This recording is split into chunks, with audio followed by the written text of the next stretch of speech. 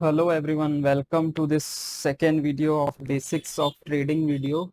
And this is second video. In last video we had discussed few topics like first हमने discuss किया था कि trading क्या होती है। मैं डिस्कस किया था कि बेसिकली सस्ते में लेके महंगे में बेचना, और इसमें हमको ज़्यादा क्वांटिटी में बाय करने के लिए हेल्प करता है ऑप्शंस एंड फ्यूचर्स, जो हम डिटेल में आगे डिस्कस करेंगे। सो बेसिकली कम अमाउंट में हम ज़्यादा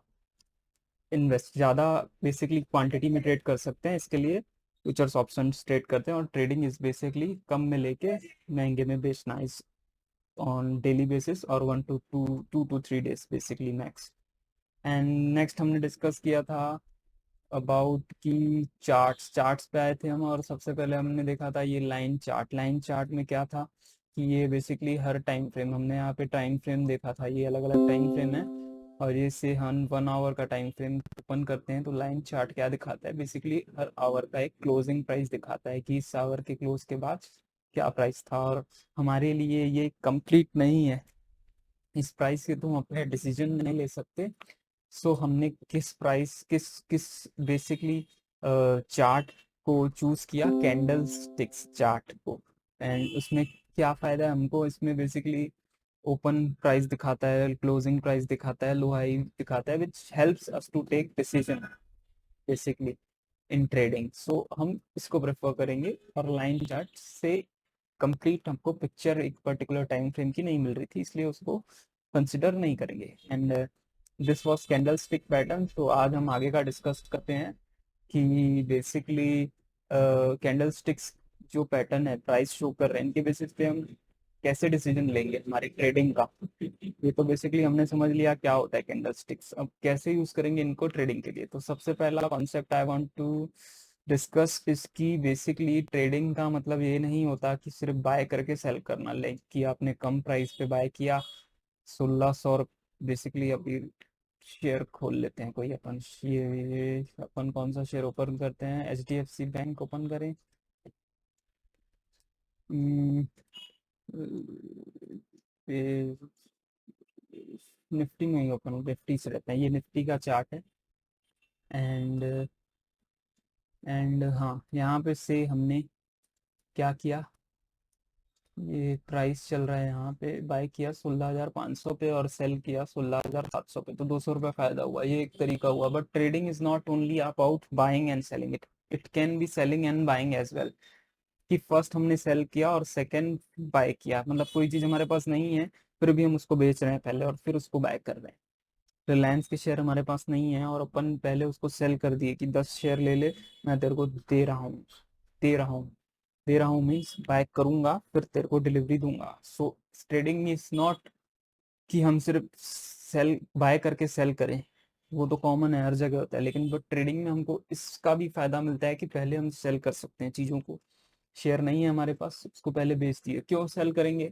बाय करने का तो समझ में आता है कि हम बाय क्यों कर रहे हैं, कि हमको लगता है कि प्राइस ऊपर जा रहा है। सेल क्यों करेंगे, क्योंकि हमको लगता है कि प्राइस नीचे जाएगा, कुछ ऐसा है जिससे हमको लग रहा है कि उसका प्राइस नीचे जाना चाहिए, तो हम उसका फायदा कैसे उठा सकते हैं कि प्राइस नीचे जा रहा है और हमको फायदा हो।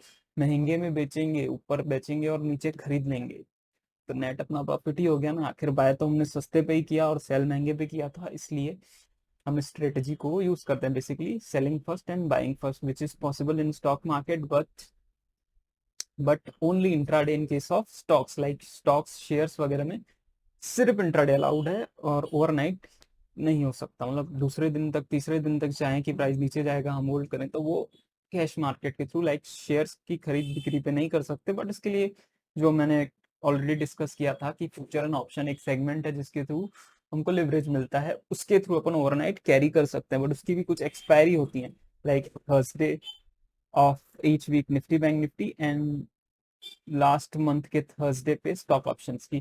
तो आंसर इस फिलहाल के लिए कि ओवरनाइट कैरी कर सकते हैं शॉर्ट पोजीशन मतलब कि पहले सेल करके बाय किया, इसको हम शॉर्ट पोजीशन बोलते हैं। इसको कैरी कर सकते हैं थ्रू फ्यूचर एंड ऑप्शंस, पहली चीज अलाउड है, एंड मतलब ऐसा कर सकते हैं। एंड दूसरा फ्यूचर एंड ऑप्शंस के थ्रू कर सकते हैं, कैश मार्केट में ओवरनाइट अलाउड नहीं।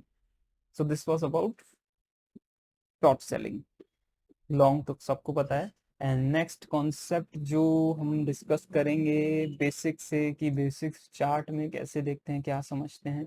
सो अपन ये 1 आवर की चार्ट है निफ्टी की। निफ्टी बेसिकली इंडेक्स है, इंडेक्स के थ्रू ये अपन ट्रेडिंग कर सकते हैं। इंडेक्स मतलब क्या दिखाता है कि ओवरऑल मार्केट कैसा परफॉर्म कर रहा है।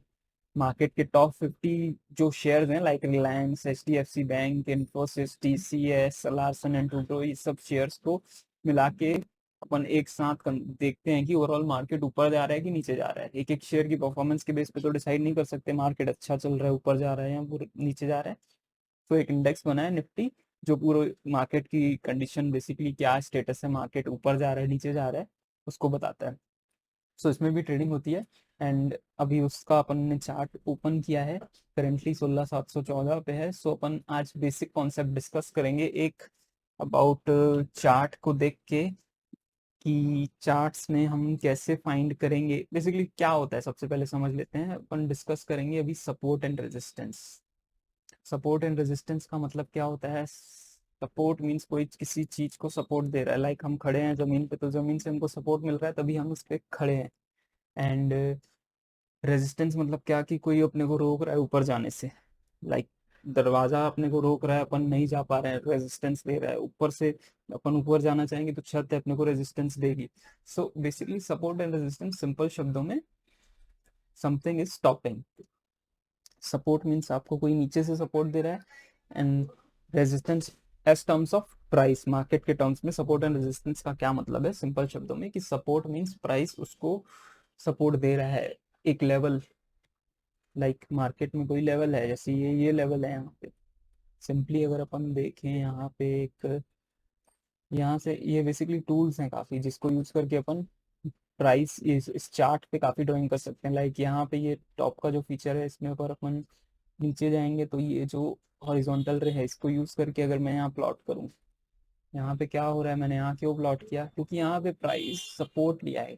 क्लियरली देख सकते हैं कि प्राइस नीचे जाने की कोशिश कर रहा था। थोड़ा ऊपर करेंगे तो यहाँ पे नीचे जाने की कोशिश किया, नहीं जा पाया। नीचे जाने की कोशिश, नहीं जा, फिर नीचे जाने की कोशिश किया। ये क्या कर रहा है, ये प्राइस को सपोर्ट दे रहा है कि तू नीचे नहीं जा। बायर्स हैं यहाँ पे, सिंपल शब्दों में मतलब बायर्स बाय कर रहे होंगे तभी तो ये नीचे नहीं जा रहे हैं, आसान से शब्दों में। तो यहाँ पे बाइंग है, यहाँ पे प्राइस को सपोर्ट है, तो इसके नीचे, इसके नीचे जाना मुश्किल है अभी प्राइस का। एंड यूज क्या है इसका, कि यहाँ अपन बाइंग की अपॉर्चुनिटी सोच सकते हैं। सिंपल, अभी इतना समझना काफी है। बाइंग की स्ट्रेटेजी कब बाय करना चाहिए वो बाद में समझेंगे। सिंपल शब्दों में सपोर्ट है यहाँ पे प्राइस। और रेजिस्टेंस को समझेंगे अगर अपन, तो रेजिस्टेंस कहाँ दिख रहा है अपने को, रेजिस्टेंस रेजिस्टेंस जहाँ मल्टीपल टाइम्स प्राइस प्राइस जाने से रुका हो, प्राइस रुका हो, ये यहाँ दिख रहा है मेरे को। सिंपली यहाँ पे देख सकते हैं अपन, एक बार जाने की कोशिश की, नहीं जा पाया। फिर जाने की कोशिश नहीं, बार दूसरी बार, तीसरी बार जाने की कोशिश नहीं की, नहीं जा पाया। चौथी बार में तोड़ दिया, तोड़ दिया, रेजिस्टेंस टूट गया। तो सपोर्ट रेजिस्टेंस टूटता भी है, और टूटता है तो मूव आने की चांसेस होते हैं। बेसिकली डिसीजन ले सकते हैं कि यहाँ पे जो सेलर्स थे, जो बेच रहे थे रेजिस्टेंस के लिए, तो सेलर्स होंगे ना जो प्राइस को नीचे धकेल रहे थे। सपोर्ट के टाइम बायर होते हैं जो प्राइस को ऊपर ले जाते हैं कि नहीं इसके नीचे नहीं जाना चाहिए, डिमांड आती है जिससे प्राइस ऊपर जाता है। और सेलिंग के केस में,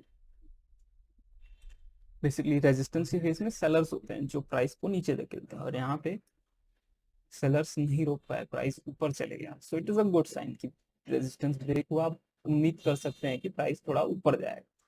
बट आगे क्या हुआ उससे अपन अभी रिलेवेंस नहीं है। अभी अपने को सिंपल सिंपल सा समझना है कि सपोर्ट एंड रेजिस्टेंस क्या होता है। लाइक अभी अपने को क्या करना है, चार्ट्स ओपन करने हैं 8-10 तो कम से कम, और पूरे वीक में सपोर्ट एंड रेजिस्टेंस को ड्रॉ करना है हर चार्ट पे। जो चार्ट पसंद हो, लाइक रिलायंस, HDFC बैंक, जो चार्ट समझ में आए, इस टूल को यूज करना है, हॉरिजॉन्टल रे, और ड्रॉ करते जाना है। लाइक यहाँ पे मैं ऐसे ड्रॉ किया, ये लेवल देख के कि प्राइस यहाँ पे रुका, और क्या देखना है अपने को, इस लेवल पे सपोर्ट था, प्राइस ऊपर जाके फिर यहीं से सपोर्ट लिया, क्लियरली प्राइस यहीं पे रुका। So it has very relevance, बहुत ज्यादा रिलेवेंस है इसकी प्राइस के लिए। You can see clearly price को तोड़ नहीं पाया। सो ये अपने को कितनी हेल्प कर सकता है अपने डिसीजन में। अगर अपन यहाँ पे सेल करने का सोचे, जो मैंने सोचा बताया था कि सेलिंग भी होती है, तो इट वुड स्टॉप अस, कि नहीं यहाँ पे सपोर्ट है भाई, रुक जा, सेल मत कर, प्राइस यहाँ पे अगर इसको ब्रेक करेगा तो सोचेंगे, अभी नहीं करना चाहिए। और बाइंग का प्लान कर सकते हैं अपन यहाँ पे कि सपोर्ट पे आया है price, so support and resistance has lot of relevance, and अपने को इसको समझना है by practising on charts. Full week आप सपोर्ट रेजिस्टेंस की लाइंस ड्रॉ कीजिए, उसका रिएक्शन देखिए, and it will help you to be familiar with charts. And बस आज के लिए इतना ही है। Thank you so much for watching. Next video में कुछ और नया डिस्कस करेंगे to improve our trading. Thank you so much. See you soon in next video. Till then, bye bye. And please like, share, and subscribe to so that we can continue more of learning content. Thank you.